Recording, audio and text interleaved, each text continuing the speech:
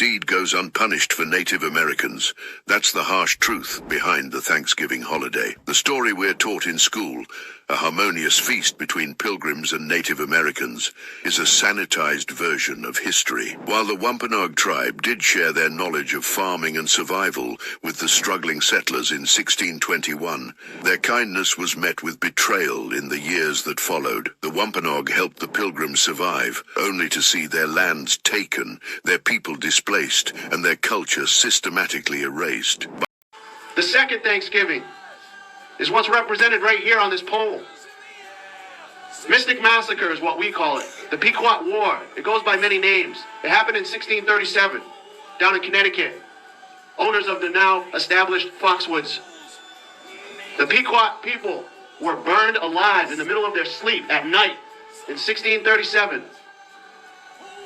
Mass Bay Colony, Plymouth Colony, Providence Plantation, Mystic Seaport, all English colonies banded together to burn women and children while they slept in a village at night.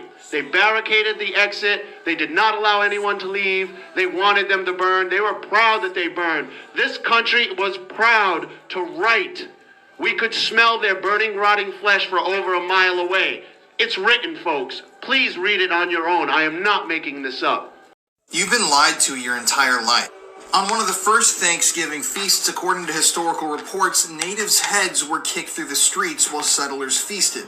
Now, the traditional Thanksgiving narrative focuses on an event that supposedly happened in 1621, and it was a feast of peace between the English colonists and the Wampanoag peoples that called that area home. Now, you can buy into this narrative if you want, that this was a friendly, happy day, and I understand why something like that is celebrated by Americans. A day of peace, of love, of prosperity and happiness, sharing a meal with people you love. But in reality, Thanksgiving, as we know it today, is really based on a series of massacres. These massacres took place in the year 1637 and were perpetrated by the colonists against the Pequot peoples of Connecticut. But the third massacre is what we're going to focus on. The Mystic Massacre, one of the most disturbing events that I never learned about in school. On that day, fearing that the Pequot people were going to form an alliance with other indigenous tribes nearby to force the colonists out of the area, a group of colonists surrounded a Pequot fort filled with men, women, and children and set it on fire. Callously, this fire quickly engulfed the entire fortress, and as men, women, and children ran out of the fort to escape the flames, they were gunned down or stabbed by colonists. It's estimated that during this Mystic Massacre, over 400 people were murdered. And the day after these massacres, the governor of Massachusetts, upon hearing of this victory, he would declare it a Thanksgiving. This is a quote from him. He wrote down, "For the next 100 years, every Thanksgiving day ordained by a governor was in honor of the bloody victory, thanking God that the battle had been won." We were never alcoholics. They brought that to us. We were never poor or starving. They did that to us by removing our rights to hunt, trap, and fish. We were never spiritually corrupt. We were self-sufficient. We never needed money. We traded and shared what we had. We never took someone's child away because they were struggling. We helped. We had a sense of community, sense of pride and appreciation for all Creator has given us. They forced us into what we are today. They manipulated and lied, forcefully and aggressively removing us from everything we ever knew to secure their lives while destroying ours.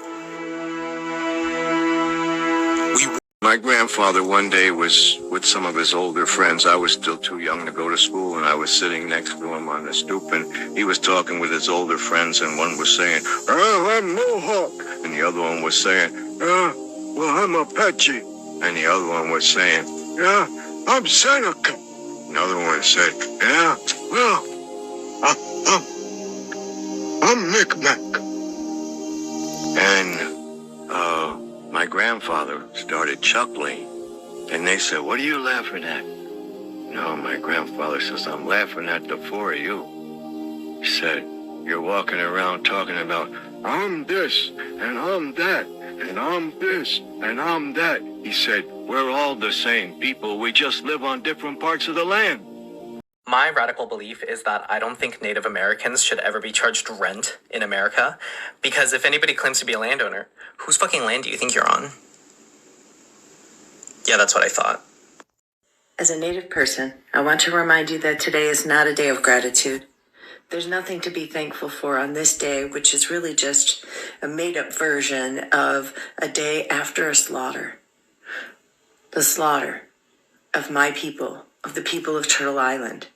So while you eat your turkey and beans and potatoes and corn and all the foods that are indigenous to this land, to Turtle Island, to the U.S. and Canada, I want you to remember all of my relatives, all of my ancestors who were literally slaughtered.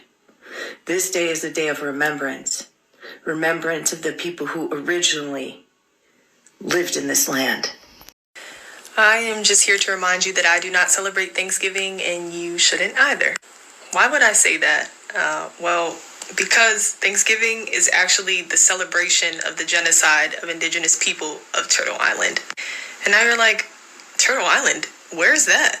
Well, if you grew up in America, you were actually being lied to. It's not even called America. It's actually Turtle Island, yes. That is actually the original name of the land that is now referred to as America. Reminder, today while you are sitting around your tables and blessing and praying and being grateful for your families, for all the things that you have in your life, remember to acknowledge the land that you're on and the people that had to disappear for this to be able to happen. Acknowledge the 80 million people that were unalived in order for this to be able to be possible. It's Thanksgiving here in America, and I'm just curious for the parents out there. What are you guys teaching your kids about today's date? Why we celebrate Thanksgiving and the historic events that happen in this date? Are y'all still teaching that fake whitewash history that the Pilgrims were so thankful out of their first harvest that out of the kindness of their heart, they wanted to share their food with the wild, savage natives? Is that what y'all teaching your kids? Because I think it's time for us to teach our kids the real history and let them figure out for themselves. For a while, I wanted to make a series called What Are We Teaching Our Kids Today?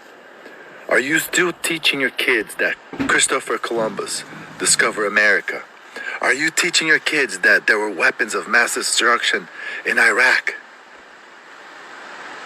Just tell them the truth. Stop indoctrinating our kids.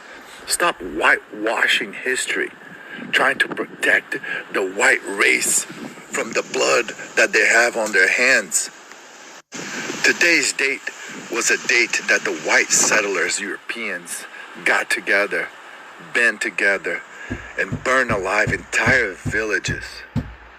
Women, children.